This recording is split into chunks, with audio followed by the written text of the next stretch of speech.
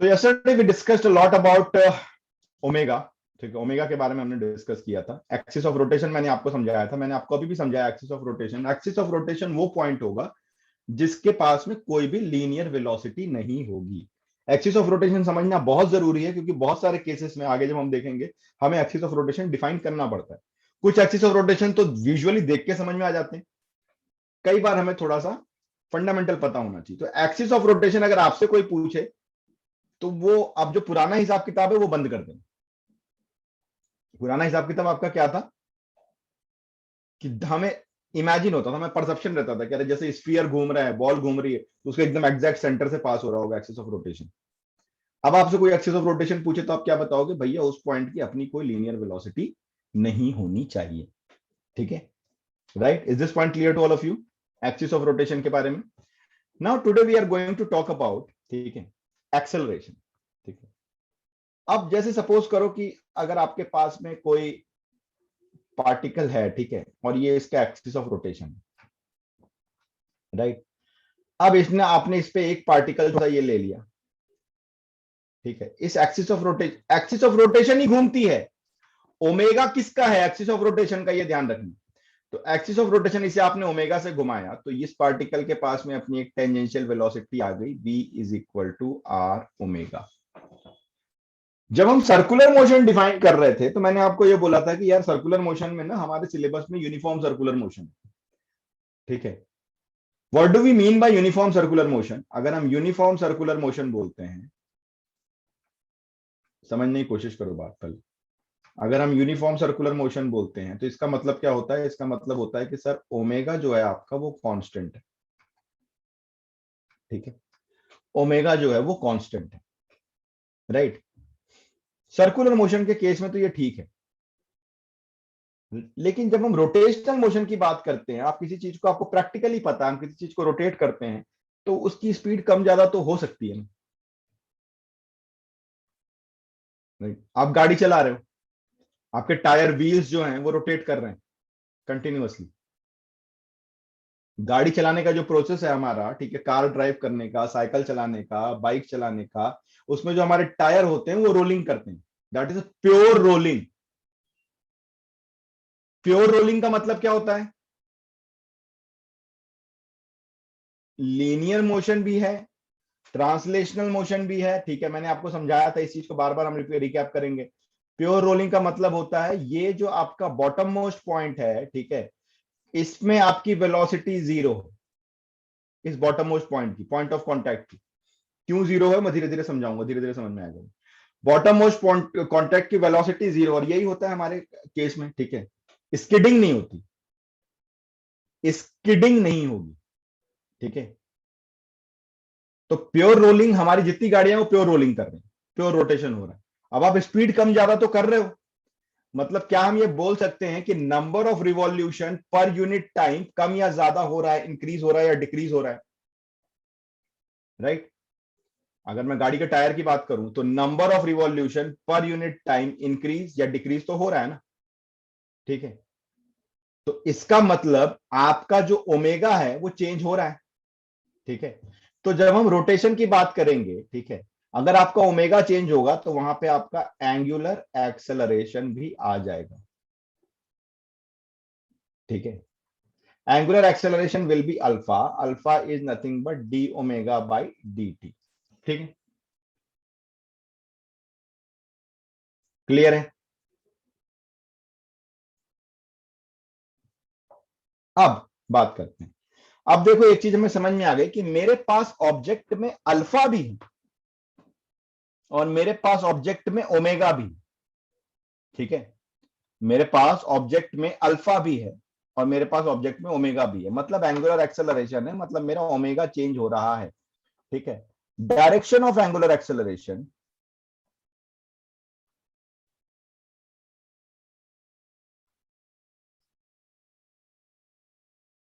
अब ये क्या होगा, कैसे बताएंगे हम लोग? तो जैसे लीनियर एक्सेलरेशन की आप बात करते थे वैसे एंगुलर एक्सेलरेशन की आप बात करोगे। भाई लीनियर एक्सेलरेशन हमने कैसे डिफाइन किया था? A is v minus u by t. तो अल्फा को हम कैसे डिफाइन करेंगे? Omega minus omega not by t, right.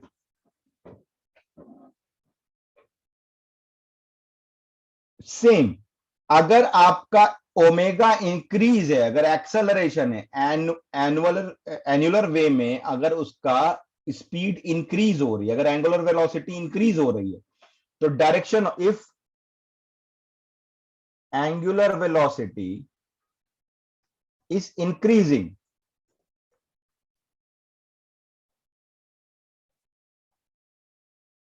ठीक है, अगर एंगुलर वेलोसिटी आपकी इंक्रीज हो रही है, then alpha will be in the direction of omega, ठीक है। If angular velocity is decreasing,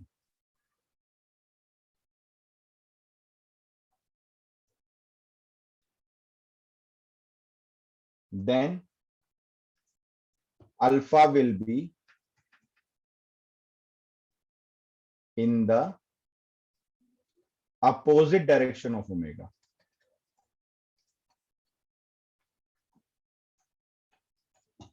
right? Note करते जाना प्लीज प्लीज प्लीज, ठीक है। I request you, I beg you really, ठीक है। कोई भी पॉइंट नोट करने से मिस मत करना, ये टॉपिक नहीं मिल रहा बेटा किताबों में आपको।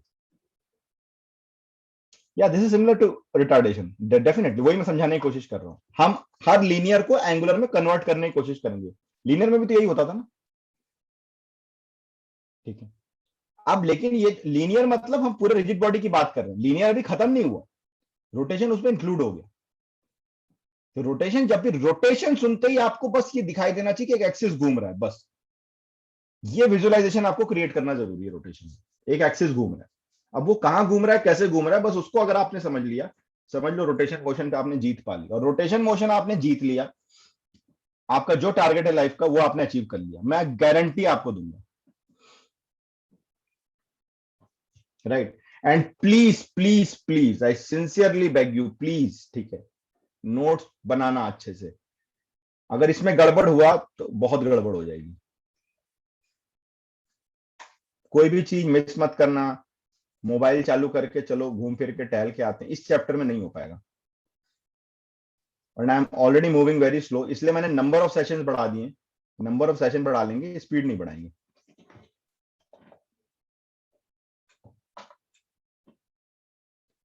तो कौन कौन है जो सो रहा है, प्लीज रेज योर हैंड।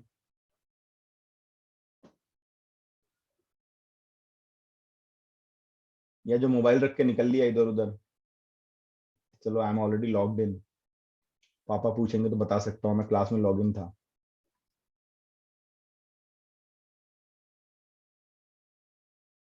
ऐसा कोई, अगर ऐसा कोई है भी तो मेरे को कैसे पता चलेगा, और उसको कैसे पता चलेगा मैं ये पूछ रहा हूँ। चलो अब आते हैं एक्सेलरेशन पे, ठीक है।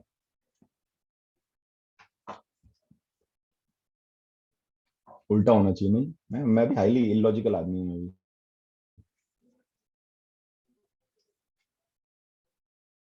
अब देखो, जैसे अब दो पार्टिकल के साथ करके देखते हैं, ठीक है।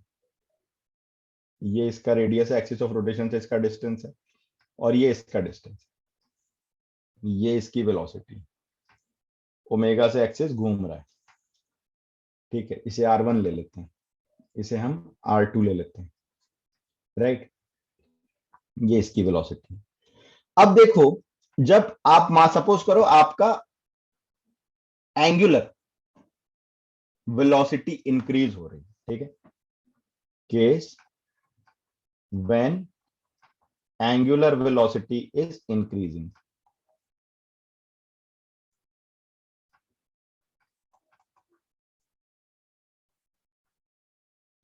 अब with respect to this axis, आपके पास में एक acceleration v square by R1, ठीक है। या मैं सिंपल अगर आपको बोलूं, ओमेगा की बात कर लेते हैं हम लोग, ठीक है। 6 सेंट्रीपिटल एक्सेलरेशन आपको मिलेगा इधर, ओमेगा स्क्वायर R1, और एक एक्सेलरेशन आपको इस डायरेक्शन में भी मिलेगा, ठीक है, लीनियर एक्सेलरेशन, राइट। एक यहां पे आपको टेंजेंशियल एक्सेलरेशन मिलेगा, एक टेंजेंशियल एक्सेलरेशन मिलेगा, एक सेंट्रीपिटल एक्सेलरेशन मिलेगा, तो इसका क्या हो जाएगा, vector sum will be the acceleration. समझ में आ रही बात? बात समझने की कोशिश करना जरा। ठीक है, देखो ओमेगा तो आपका क्या है, D theta by D T. Alpha क्या है आपका, D omega by D T. ये तो एक्सिस को डिफाइन कर रहे हैं, ये तो एक्सिस की बात कर रहे हैं। अब मैं पार्टिकल पे आ गया, मैं लीनियर चीजों को डिफाइन करना चाह रहा हूं। तो वेलोसिटी क्या हो गई आपकी, आर इंटू ओमेगा। अब अगर आप ओमेगा बढ़ा रहे हो, ठीक है, तो एक टेंजेंशियल एक्सेलरेशन आ जाएगा भाई। ठीक है, because of change in magnitude of velocity. ठीक है, टेंजेंशियल एक्सेलरेशन होगा। टेंजेंशियल एक्सेलरेशन क्या होगा, टेंजेंशियल एक्सेलरेशन होगा because of change in velocity. ठीक है, मैग्नीट्यूड। तो आपका एक्सेलरेशन क्या हो जाएगा, डीवी बाई डी टी, या आप लिख सकते हो D by D T of R omega. ठीक है, आर तो रेडियस तो कांस्टेंट है किसी पार्टिकल का, तो R into D omega by D T, मतलब एक्सेलरेशन हो गया आपका आर इंटू अल्फा। तो लीनियर एक्सेलरेशन आपका क्या होता है, R into alpha. R is the distance from axis of rotation, R is the distance from axis of rotation. ये सब पॉइंट प्लीज अच्छे से नोट करते जाओ। ये सब मैं जब आगे पढ़ाने लगूंगा, जब क्वेश्चन सॉल्व करेंगे, मैं इसको डायरेक्ट यूज करूंगा, फिर मत कंफ्यूज होना सर ये कहां से आया, ये कहां से आया। ठीक है, इसको हम लोग कौन सा एक्सेलरेशन बोलेंगे, टेंजेंशियल। इसको एटी लिख लो, ये टेंजेंशियल एक्सेलरेशन। इसकी डायरेक्शन क्या होगी, जिस डायरेक्शन में वेलोसिटी है। ठीक है, तो डायरेक्शन ऑफ एटी क्या होगा, is the direction of linear velocity.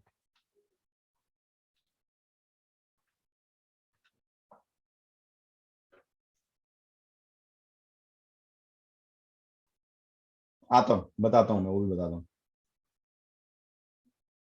ठीक है, तो ये टेंजेंशियल एक्सेलरेशन किसके बराबर हो गया, आर अल्फा। अगर अल्फा नहीं हुआ तो क्या होगा, यूनिफॉर्म सर्कुलर मोशन में ये पार्ट हम जीरो कर दे रहे थे। जब हम लोग यूनिफॉर्म सर्कुलर मोशन की बात कर रहे थे तो ये पार्ट हम जीरो कर देते थे। क्यों, क्योंकि ओमेगा कांस्टेंट है। अगर ओमेगा कांस्टेंट तो अल्फा जीरो, अल्फा जीरो तो टेंजेंशियल एक्सेलरेशन जीरो। अब नहीं चलेगा वो काम।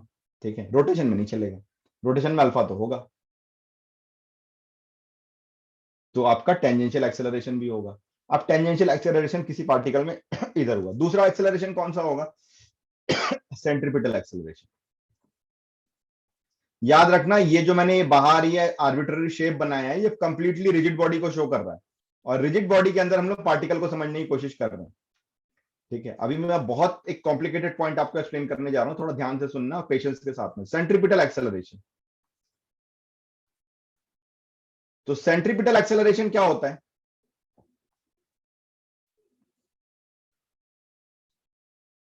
क्यों होता है, क्या होता है से भी ज्यादा जरूरी क्यों होता है। ये होता है भैया, वेलोसिटी की डायरेक्शन आपकी चेंज हो रही है। ये पार्टिकल सर्कुलर मोशन कर रहा है तो वेलोसिटी की डायरेक्शन चेंज हो रही है, तो सेंट्रीपिटल एक्सेलरेशन की जो वैल्यू होगी वो रेडियली इनवर्ड होगी। ठीक है, वो रेडियली इनवर्ड होगी। राइट, तो सेंट्रीपिटल एक्सेलरेशन क्या हो जाएगा, because of change in direction of velocity. तो कितना, इसको ए सी लेते हैं, ए सी कितना होता है आपका, वी स्क्वायर बाई आर या ओमेगा स्क्वायर आर। ये ऑलरेडी सर्कुलर मोशन में हम प्रूव कर चुके हैं। ठीक है,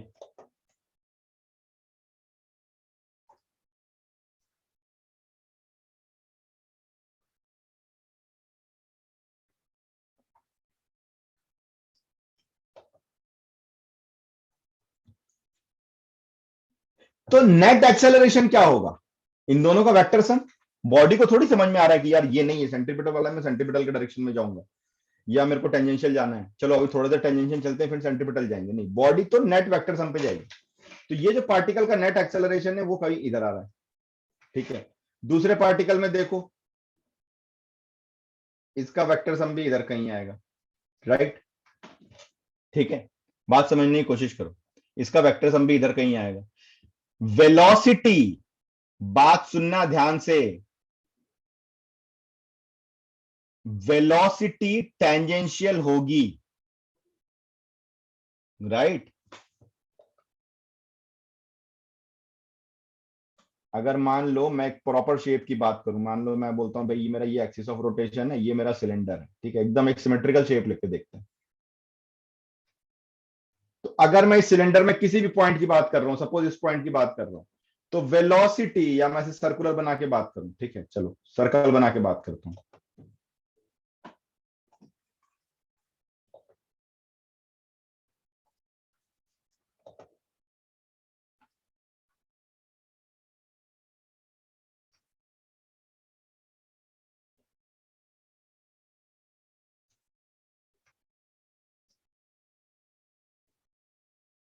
इस सिलेंडर को हम टॉप व्यू से देख रहे हैं, यहां से देख रहे हैं, है सिलेंडर ही देख रहे हैं ऊपर से, तो ऊपर से मेरे को सर्कल दिखेगा, ठीक है।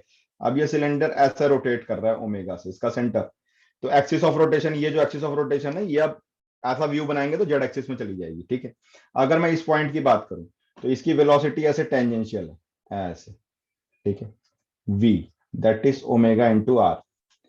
अब इसका जो एक्सेलरेशन है वो आपका इधर आ गया, ठीक है, कौन सा, ए सी, इधर आ गया कौन, ए टी।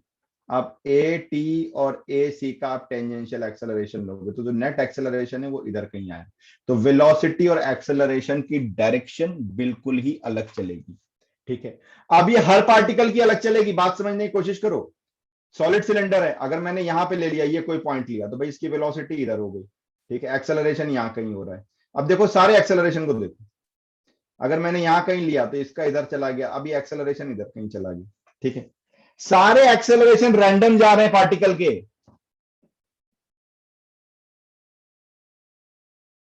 हर पॉइंट का acceleration could be in different direction. तो क्या मेरा पार्टिकल जो है वो अलग अलग एक्सेलरेशन से मूव कर रहा है? नहीं, नहीं, ठीक है।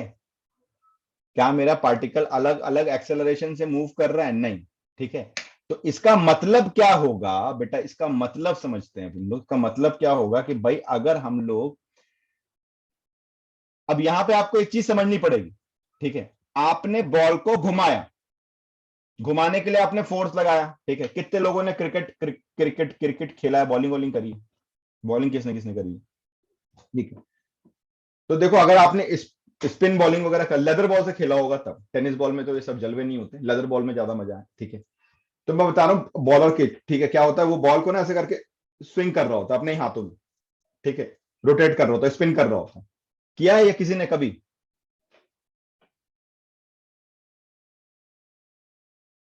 ठीक है। आप बॉल को लेते हो, बॉल को हल्का सा ऐसे, आप हल्का से ट्विस्ट करते हो, ठीक है, नीचे से, तो बॉल पूरे आपके हाथ में थोड़ी देर तक स्पिन करती रहती है, फिर उसको पकड़ते हो, फिर करते हो। कई बार हम लोग बॉलिंग के पहले ऐसा करते रहते हैं, तो करने का एक ही रीजन होता है, अपने हाथों को थोड़ा सा लूज करते रहते हैं, मूवमेंट करते रहते हैं, ठीक है। नाउ जब आप रोटेट करोगे, मेरी बात अब जरा एकदम बहुत ध्यान से सुनना, बहुत ध्यान से सुनना, मैं जो समझाने जा रहा हूं। जब आप किसी चीज को रोटेट कर रहे हो तो एक्सटर्नल फोर्स लगा रहे हो, एक्सटर्नल फोर्स आपने लगाया, आपने ओमेगा प्रोवाइड किया, अभी काइनेमेटिक्स समझो खाली, आपने ओमेगा प्रोवाइड किया, ठीक है। इससे पहले कि मैं आगे समझाऊं, एक छोटा सा सवाल, which parameter in kinematics defines the motion?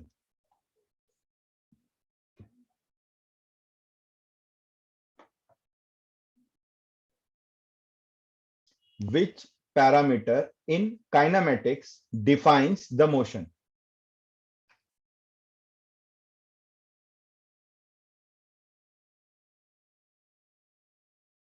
It is acceleration, ठीक है ना। वेलोसिटी बिल्कुल गलत जवाब है सर, वेलोसिटी तो हो ही नहीं सकती, टाइम, टाइम कैसे होगा यार, टाइम पे तो होता ही नहीं।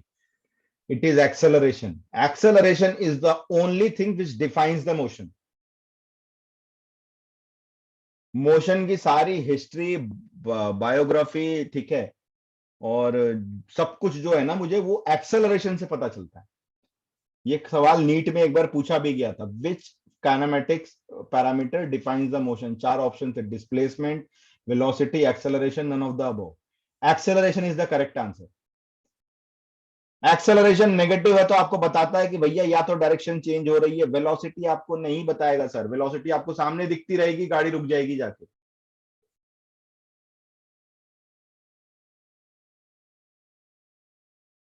एक्सेलरेशन आपका जो होता है वो डायरेक्शन सब कुछ इंडिकेट करता है, मेन फैक्टर एक्सेलरेशन है, ये ध्यान रखना।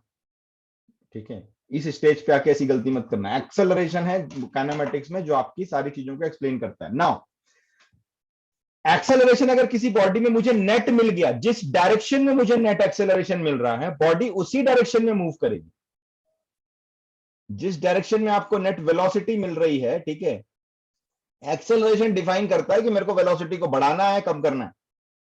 जिस डायरेक्शन में आपको एक्सेलरेशन मिल रहा है उस डायरेक्शन में मेरी बॉडी को मूव करना है। पॉजिटिव एक्सेलरेशन जिस डायरेक्शन में मिल रहा है उस डायरेक्शन में मेरी बॉडी को मूव करना है।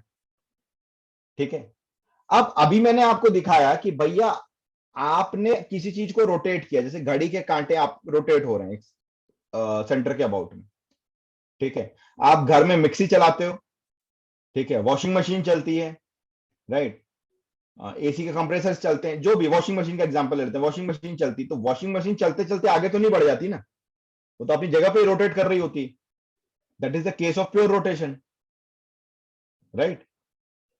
तो इसका मतलब we do not have linear acceleration available, क्योंकि लीनियर मोशन, लीनियर एक्सेलरेशन अगर अवेलेबल होगा तो उस डायरेक्शन में उसको मूव करना पड़ेगा। आ रही बात समझ में? ये पॉइंट समझ में आ रहा है क्या जो मैं बोल रहा हूं? राइट, जिस डायरेक्शन में मेरे को नेट एक्सेलरेशन मिल गया उस डायरेक्शन में बॉडी को मूव करना पड़ेगा, जिस डायरेक्शन में पॉजिटिव एक्सेलरेशन है। ठीक है, तो प्योर रोटेशन में भाई मेरी वॉशिंग मशीन तो आगे नहीं जा रही, लेकिन मेरे पास हर पार्टिकल का अलग अलग डायरेक्शन में एक्सेलरेशन, और ये एक्सेलरेशन होगा भी बड़ा अलग अलग सा डायरेक्शन में। अगर आप पार्टिकल वाइज देखोगे तो हर पार्टिकल का एक्सेलरेशन अलग अलग डायरेक्शन में होगा, लेकिन आप यहां पे लिखोगे, ठीक है, कि in case of pure rotation,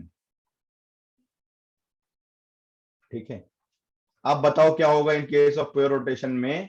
ठीक है, वेक्टर सम ऑफ,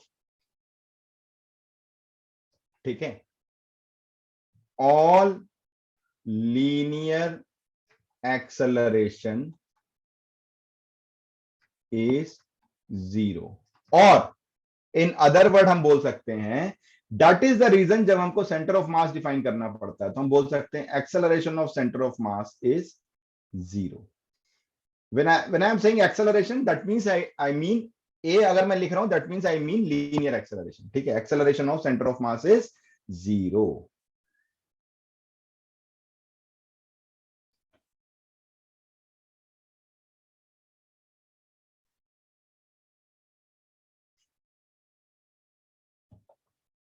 ठीक है, in case of rolling,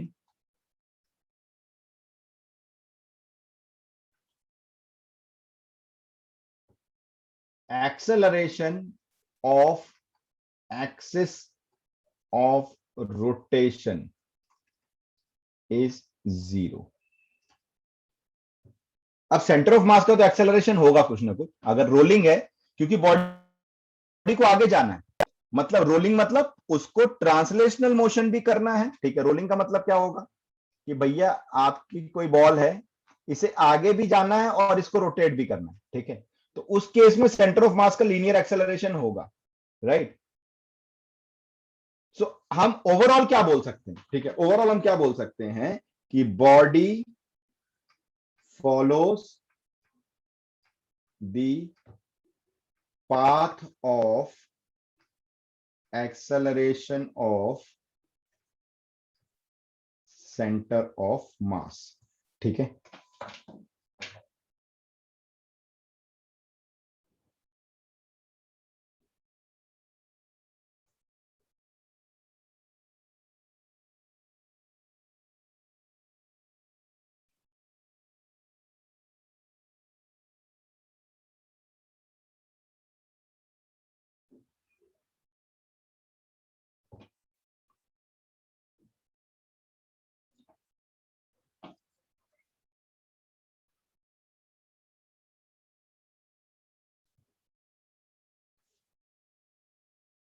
मनस्वी ने बहुत अच्छा क्वेश्चन पूछा है अभी, अब मैं उसका जवाब दूंगा तो आप लोग को बड़ा मजा भी आएगा और बहुत इंटरेस्टिंग फैक्टर है वो।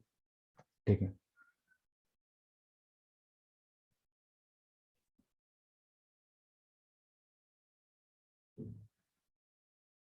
अब एक चीज देखो यहाँ पे, ठीक है, यहाँ पे समझाता हूँ मैं जरा। वही सिलेंडर लेते हैं,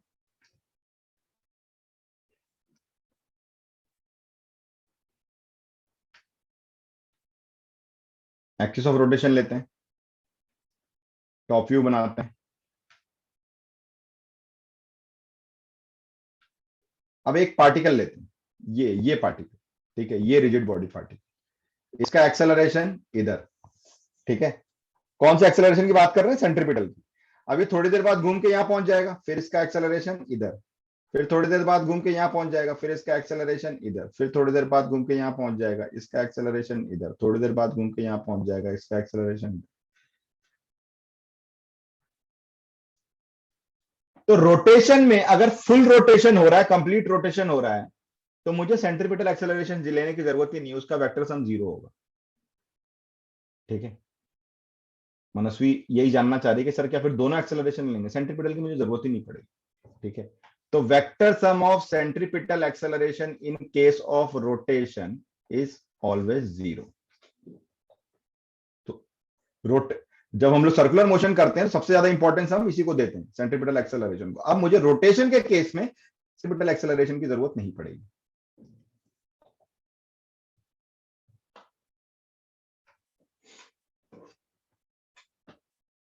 अभी क्या चल रहा है पता है आपको?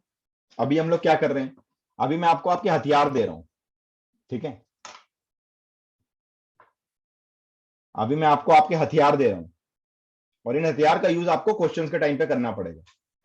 Please please, I am again and again repeatedly saying, please make the notes properly, और एक एक पॉइंट को समझ के, और आप अपनी अंडरस्टैंडिंग के हिसाब से, आपको ऐसा लगता है मेरे को एक लाइन यहाँ पे एक्स्ट्रा लिख लेनी चाहिए, तो वो भी लिख लो। अगर ये चैप्टर सुधर गया, जिंदगी सुधर गई।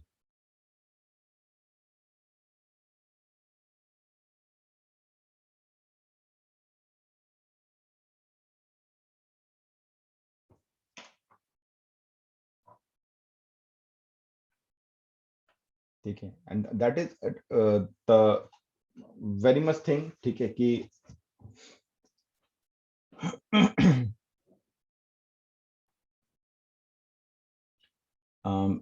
sorry, that is the very required thing, that you should believe in me. So you will only understand this chapter if you really truly believe in me. ये भी मैं आपको बता दूं, ये बड़ा गुरु शिष्य टाइप वाला चैप्टर है। अगर ये बिलीव नहीं है, ठीक है, आप अरे ठीक है देख लेंगे, अरे कल तो स्कूल का यूट्यूब वो देखते हैं, तो ये चैप्टर नहीं आएगा समझ में।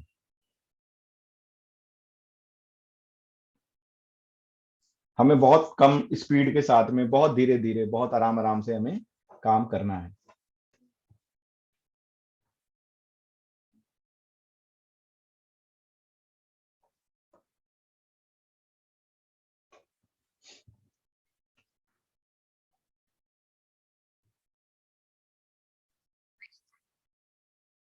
आपने सेंटर ऑफ मास पढ़ा हुआ है, आपने सेंटर ऑफ मास निकालना सीखा है, ठीक है। हमने सेंटर ऑफ मास चैप्टर में सेंटर ऑफ मास निकालना सीखा था, राइट।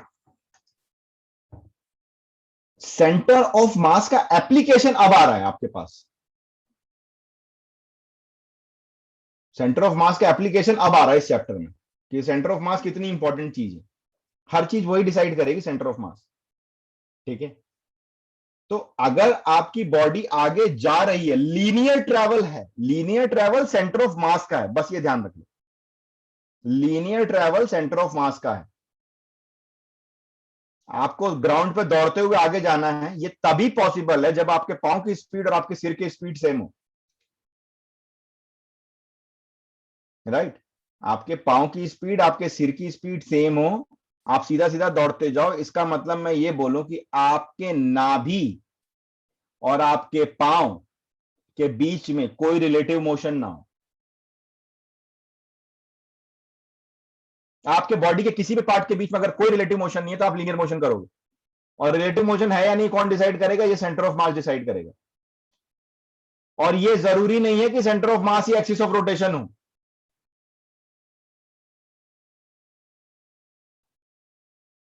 ये जरूरी नहीं है कि centre of mass he axis of rotation हो, अलग अलग भी हो सकते हैं। ये सब पॉइंट धीरे धीरे समझ में आएंगे, धीरे धीरे ही पल्ले पड़ेंगे, ठीक है। रोटेशनल काइनेमेटिक्स अभी हम बात कर रहे हैं, right.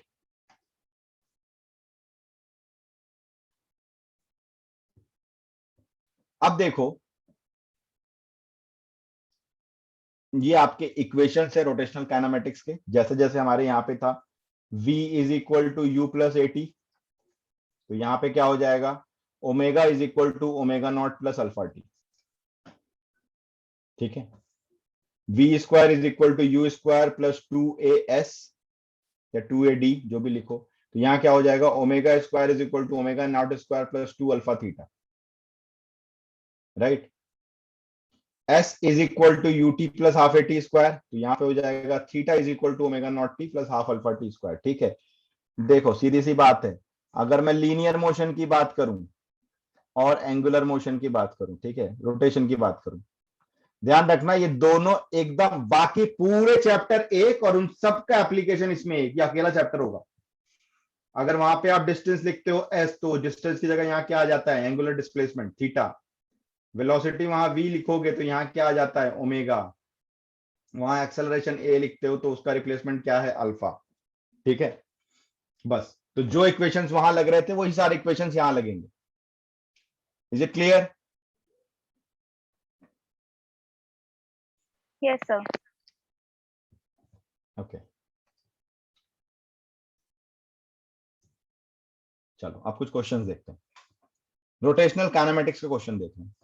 A car accelerates uniformly from rest and reaches, a car accelerates, अगर ये वर्ड यूज कर रहा है कार एक्सेलरेट्स, मतलब वो लीनियर मोशन की बात कर रहा है। यूनिफॉर्मली फ्रॉम रेस्ट मतलब यू की वैल्यू 0 है और v की वैल्यू है 22 मीटर पर सेकेंड, टाइम आपको दिया हुआ है 9 सेकेंड। ठीक है, if radius of the tyre is 29 centimetre, find the number of revolution tyre makes during this motion. Number of revolution कितने करेगा, मतलब इस 9 सेकंड में कितने नंबर ऑफ रिवॉल्यूशन उसने किए, राइट। ये आपको निकालना है। ठीक है, कैसे निकालेंगे? और देखो टायर की बात अगर आपको कर रहा है, डेफिनेटली स्लिपिंग अलाउड नहीं है, अगर स्लिपिंग होगी तो फिर नंबर ऑफ रिवॉल्यूशन कम हो जाएंगे, इसलिए प्योर रोलिंग का केस होगा। ठीक है, ये घूम रहा है और ये आगे भी जा रहा है, ठीक, राइट। ये इनिशियली 0 से चालू हुआ था और फाइनली ये 22 मीटर पर सेकंड पे पहुंच चुका है। ठीक है, आपको क्या निकालना है इसमें? सर मे बी डिस्टेंस निकाल के और फिर उसके बाद से 29 मतलब डिवाइड कर देंगे 29 से। ओके, तो डिस्टेंस कैसे निकालोगे? डिस्टेंस निकालने के पहले आपको सबसे पहले क्या निकालना पड़ेगा फिर डिस्टेंस निकालने के लिए? v is equal to u sir plus A t, right, है ना। v is equal to you plus A T, तो velocity is 22, acceleration into time is 9, तो एक्सेलरेशन बिकम 22/9। ठीक है,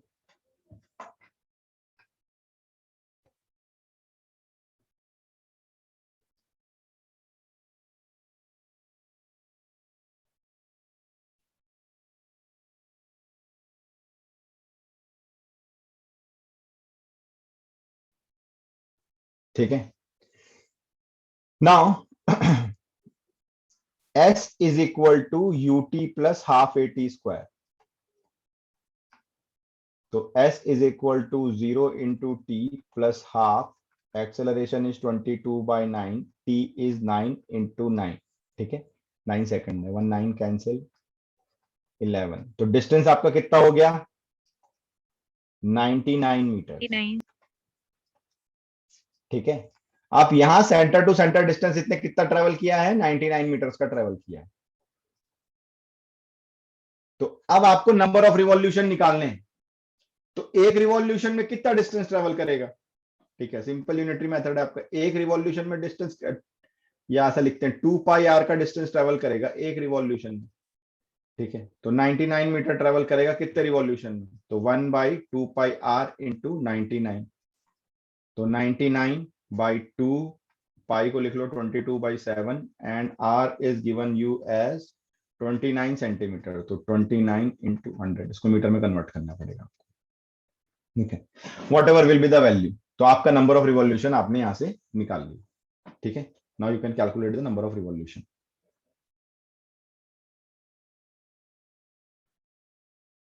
हो जाएगा?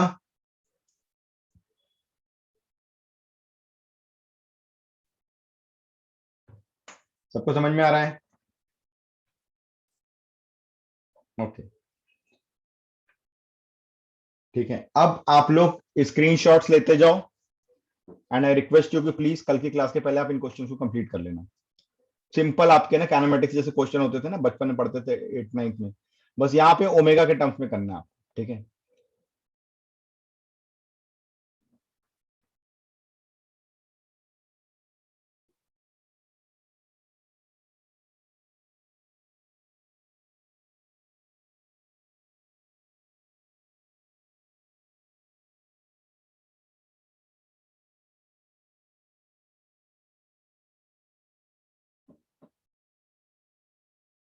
आपको क्या बोल रहा है? एक सिलेंडर है, ठीक है, कांस्टेंट स्पीड 80 मीटर पर सेकंड से रोल कर रहा है, ठीक है? एक सिलेंडर ले लेते हैं,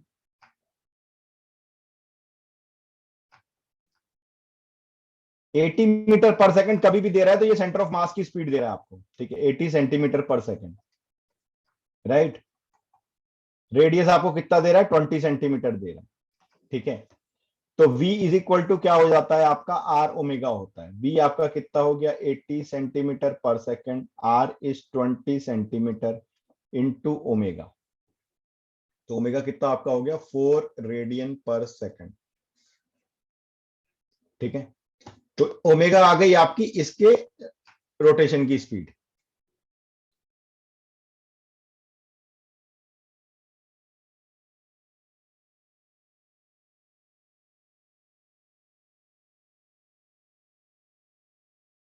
एक्सेलरेशन कितना होगा? देखो ओमेगा आ गया आपका, ठीक है? What is the magnitude and direction of the acceleration of the point on its surface?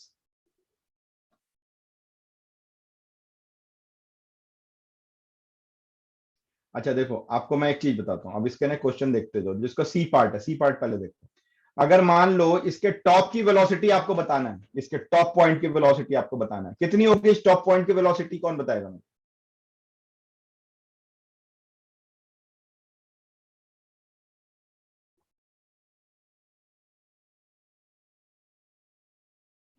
देखो ये हो गया v, और किसके अबाउट रोटेट करता है हमेशा? मैंने बताया था रोलिंग के केस में ये बॉटम के अबाउट। तो यहां से आप डिस्टेंस लोगे, एक्सिस ऑफ रोटेशन मेरा ये है मेरा एक्सिस ऑफ रोटेशन। तो v इज इक्वल टू होता है आर इंटू ओमेगा, सेंटर तो ऑलरेडी आर इंटू ओमेगा से जा रहा है 18 से, ठीक है, राइट? तो मेरा v की वैल्यू कितनी आ जाएगी? 2r into omega, top point. Omega आप ऑलरेडी निकाल चुके हो, रेडियस का डबल कर लो, आपको यहाँ पे टॉप की वेलोसिटी मिल जाएगी, ठीक है? या सेंटर की वेलोसिटी की डबल कर लो आप, सीधे सीधे सेंटर 80 था तो कितना हो जाएगा वो? 160 सेंटीमीटर पर सेकंड हो जाएगा। What is the velocity of the point of the cylinder which is in contact with the floor at any moment? क्या होता है इसकी वैल्यू? 0। 0, ठीक है?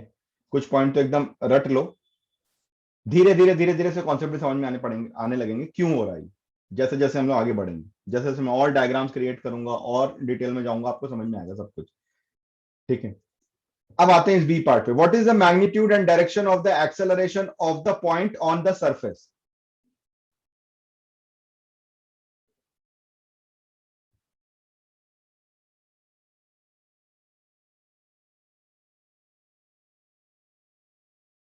एक्सेलरेशन भी 0 होगा, कांस्टेंट स्पीड से मूव कर रहा है वो,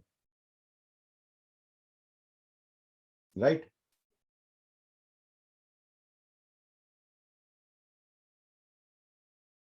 मैंने क्या बताया? एक्सेलरेशन आपको किसका निकालना है? सेंटर ऑफ मास का निकालना है। सेंटर ऑफ मास आपका कांस्टेंट स्पीड 80 सेंटीमीटर पर सेकंड से मूव कर रहा है, तो एक्सेलरेशन भी क्या होगा आपका? 0 होगा, ठीक है? समझ में आ रहा है सबको? फटाफट से हैंड रेस करो बेटा।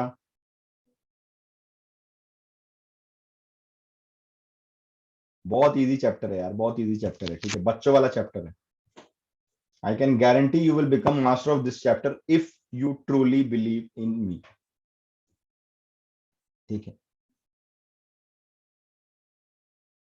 यहां पे देखो, आपको आरपीएम दिया है, रिवॉल्यूशन पर मिनट।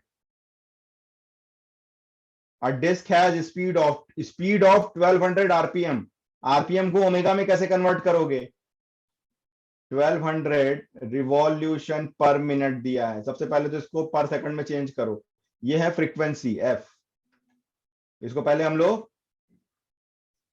सेकंड में चेंज करते हैं। 1200 बाई 60 रिवॉल्यूशन पर सेकंड कितना हो गया? ये 20 रिवॉल्यूशन पर सेकंड। ठीक है, एक सेकंड में 20 रिवॉल्यूशन। ठीक है, तो ओमेगा के लिए हम लोग क्या करते हैं, ओमेगा क्या होता है आपका 2 पाई इंटू एफ, ये ध्यान रखना है ना, ये सब फॉर्मूले। आरपीएम मतलब रिवॉल्यूशन पर मिनट, और ओमेगा की क्या होगी यूनिट? रेडियन पर सेकंड, ये सब ध्यान रखना। तो क्या हो गया 2 पाई इंटू 20, मतलब ओमेगा आपका हो गया 40 पाई रेडियन पर सेकंड। ठीक है, ये आपकी इनिशियल स्पीड हो गई ओमेगा नॉट, राइट। अल्फा आपको दे रहा है 4 रेडियन पर सेकंड स्क्वायर, अल्फा आपको दे रहा है 4 रेडियन पर सेकंड स्क्वायर। ठीक है, calculate the number of revolution it makes before coming to rest, कितने रिवॉल्यूशन के बाद वो रुकेगा बिफोर कमिंग टू रेस्ट, मतलब फाइनल ओमेगा कितना है आपका? 0 है। ठीक है, फाइनल ओमेगा कितना है आपका? 0 है। अब क्या हो गया? सिंपल। ठीक है, alpha is equal to omega minus omega not by t, तो t is equal to omega naught कितना था आपका? 0 माइनस 40 पाई बाई अल्फा, तो t is equal to 40 pi by 4। Minus sine का कोई मतलब नहीं, हम टाइम निकाल रहे हैं। ठीक है, तो मॉड वैल्यू ले लो, कोई दिक्कत नहीं। तो टाइम कितना हो गया आपका? 10 पाई सेकंड हो गए, मतलब उसको रुकने में कितना टाइम लगा? 10 पाई सेकंड लगे। पाई की वैल्यू 3.14 पुट करोगे तो आप बोल सकते हो 31.4 सेकंड के बाद वो रुका, राइट। अब आपको दे रहा है यार रिवॉल्यूशन पर मिनट, आपने यहां निकाला है रिवॉल्यूशन पर सेकंड, एक सेकंड में 20 रिवॉल्यूशन था, एक सेकंड में 20 रिवॉल्यूशन। आपने टाइम निकाल लिया ना। ठीक है, अब आप चाहो तो आप क्या निकाल सकते हो, देखो एक और चीज मैं आपको बता दूं।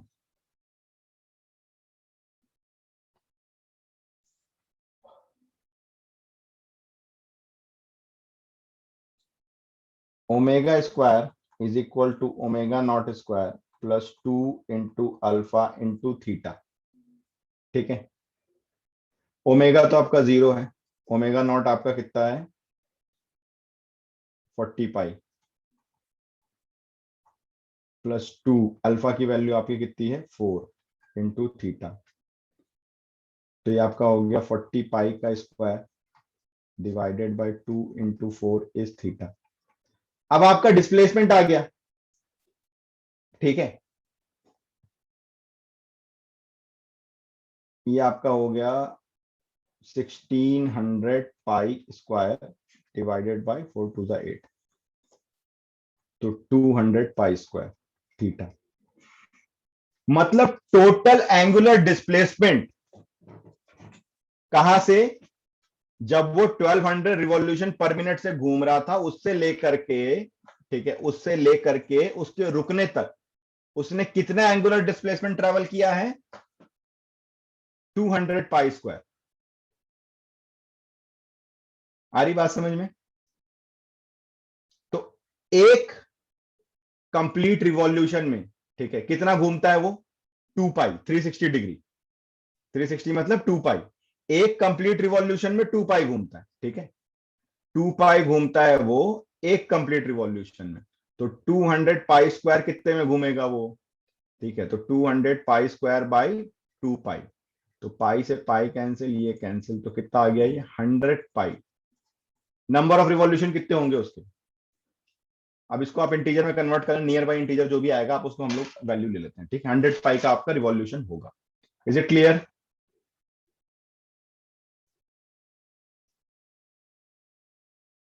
फटाफट से एड्रेस कर दो, राइट।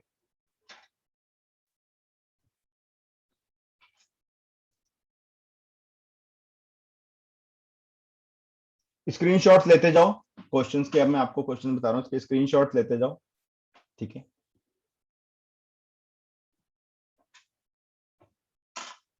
आगे बढ़े।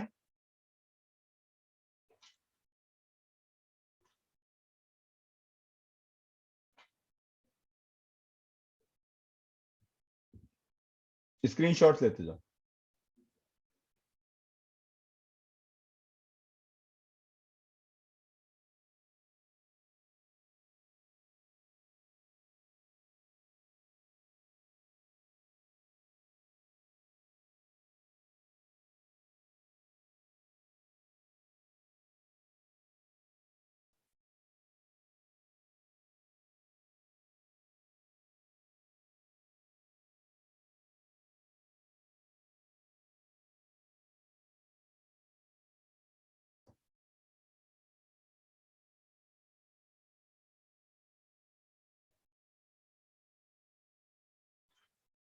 देखो इस क्वेश्चन को देखते हैं, बाकी क्वेश्चन इजी थे।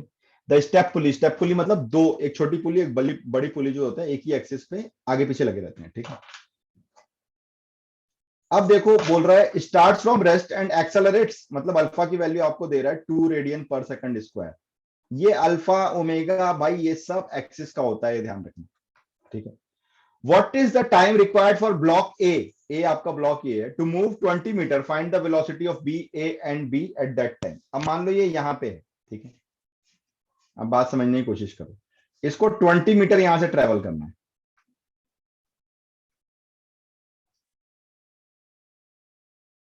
राइट। इसको यहां से यहां 20 मीटर ट्रेवल करना है।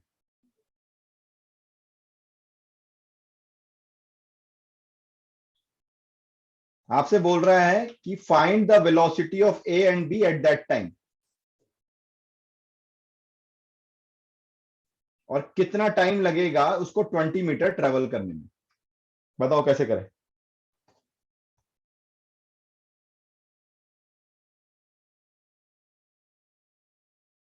और अल्फा आपको उसने ऑलरेडी दे दी।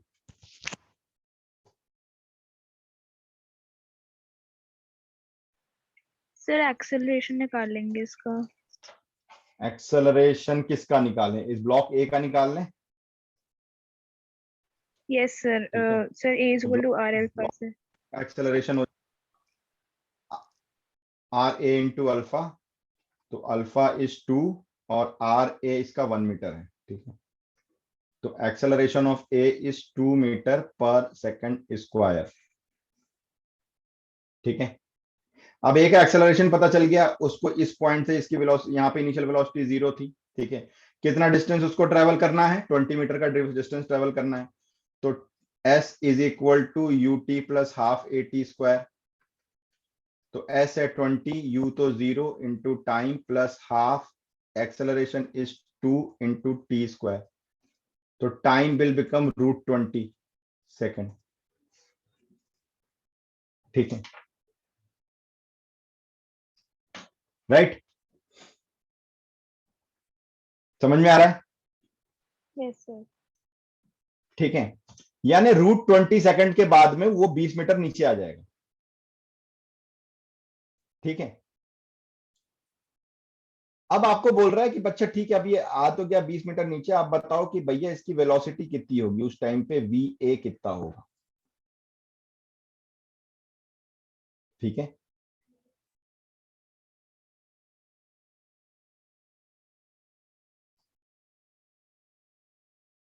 बताओ।